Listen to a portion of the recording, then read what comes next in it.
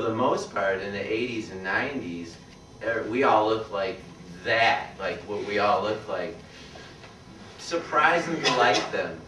If you've got a beautiful, stunning woman put together is gonna get noticed and paid attention to. Let's just assume all your ideas are the same. What's the thing that's gonna tip it over?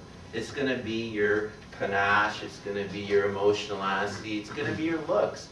I relied on the emotional honesty because the looks, I mean, that would have been a harder hill to climb. You know, David Ogilvy, who's a famous old guy, he once said nobody ever bought anything from a clown. So trying to be funny or trying to, you know, purposefully do something creative is probably not a good move. Especially now as we enter a darker time with the recession. You know, you want to have a sober, serious side when you go into more meetings. You can't ever lose points for that. And I mentioned this earlier, number 3, don't start your sentences with the word basically or end them with the phrase you know. Even worse, the word like. This is something you can learn how not to do. I did it. I used to say basically or really. Those are affectations that human beings do to cope with nerves. It's normal, it's okay, and if you do it and you've said you're nervous, I've already explained how you mitigate, but you can learn how not to do that. You'd be surprised how inane these words make you sound. On that note, why do people say I think? If you didn't think it, you wouldn't have said it. So why do you say, I think we should, just say we should do. Why do you say I think? So when people keep saying I think, you know, first of all, I don't know. That's why I came to see you. You're here to tell me something I don't know. So when you say you know, you're dumbing yourself down. You're making your own brand just a little bit more diminished. I say this not to be cruel, but because you can unlearn how to do it. I never do it. I never make that mistake anymore, and I used to. I just became conscious of it, and then I'm always trying to think just before I speak, and I can manage it out. I can manage it out. Like you know, all that stuff has to go away, I think, if you want to really get a high score, a 9.5 or a 10.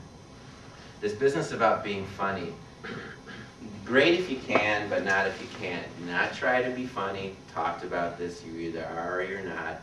It shouldn't be an issue anyway. Yours is a business presentation, not Tony and Tina's wedding.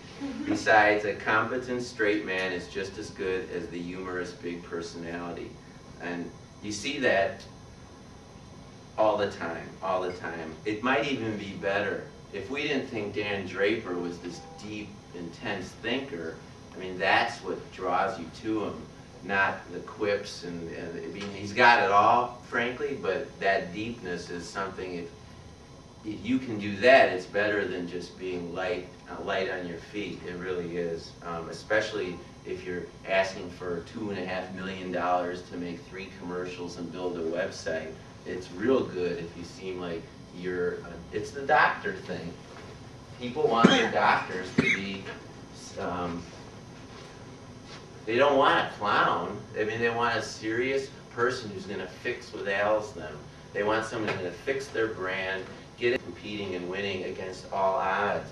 So remember that. It isn't a game to them. It's much more serious. They hate seeing creatives, but they much more appreciate the texture, the depth, and the sincerity along with those big ideas.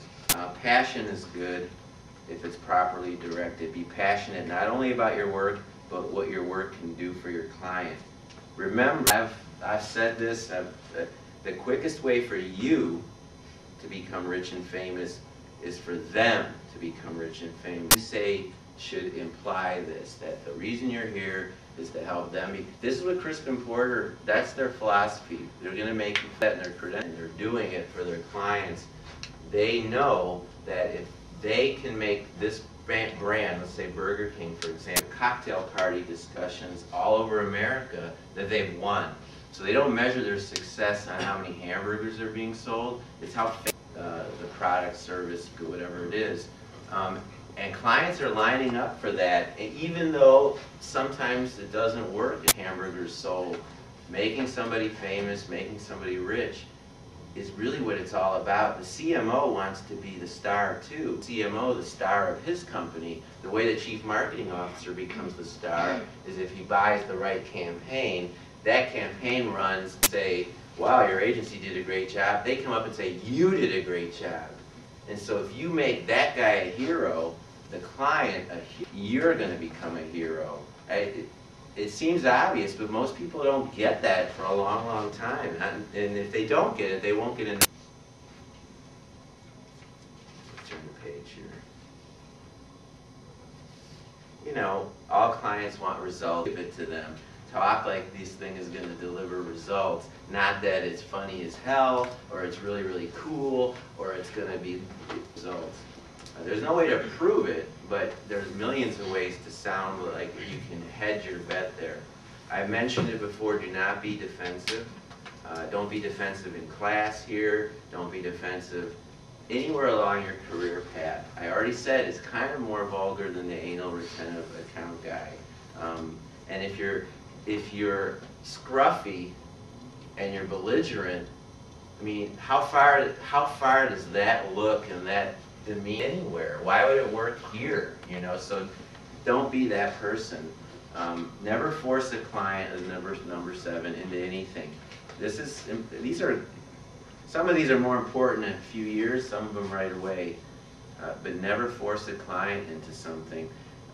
So when you're working and you see your idea isn't happening, frankly, stand down, stand aside. You know, nothing ever dies. Good ideas have a way of coming back. Forcing it down their throat is ultimately a bad move for everybody involved. Whether it's $1 million TV commercial or your opinion on euthanasia, you know, just don't push it. Even if you somehow manage to browbeat a client into submission, it will come back to haunt you. Buyer's remorse is inevitable. You make somebody buy a spot, everybody gangs up, forces the CMO, he buys a spot, it has the first bit of controversy, he's defensive and angry because you made him do something he didn't really ever want to do, and he's pointing fingers, and then you're back against the wall and the whole thing turns into a spiral. God knows how many ad agencies were fired because somewhere along the way they were browbeaten into buying something they didn't really want to buy. Options, I believe in this as a creative director. A client can be genuinely right and you can be genuinely wrong. It happens all the time. One has to be able to stand outside of one's own arguments. The first lesson of journalism is that there are 2 sides to every story. In your presentation, you are only pitching one.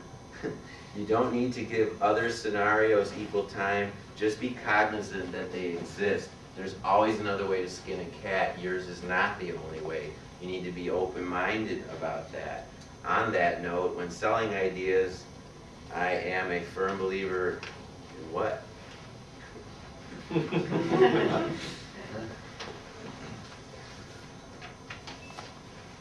Options. Do not be afraid to show work other than what you are recommending, contrary to popular belief. Clients do not gravitate to the worst idea in the room, another myth of advertising. We show that, they'll love it and buy it. I will tell you, this has never happened to me. Especially if you frame it as a bad idea. They're not going to buy it if you say, you know, we needed to show you this because you need options. Options are good. I think there's an appetite for an idea like this. We have it for you here. This is how it works. Ultimately, we would prefer you take this measure. They will take this measure far more likely if they've seen this, kind of realized it's good, but it's not great. Show them good so that you can sell great. Don't just say, we don't do good, we only do great, because then they're always wondering, yeah, but if you, I don't know, could you kind of go, you'll end up having another meeting.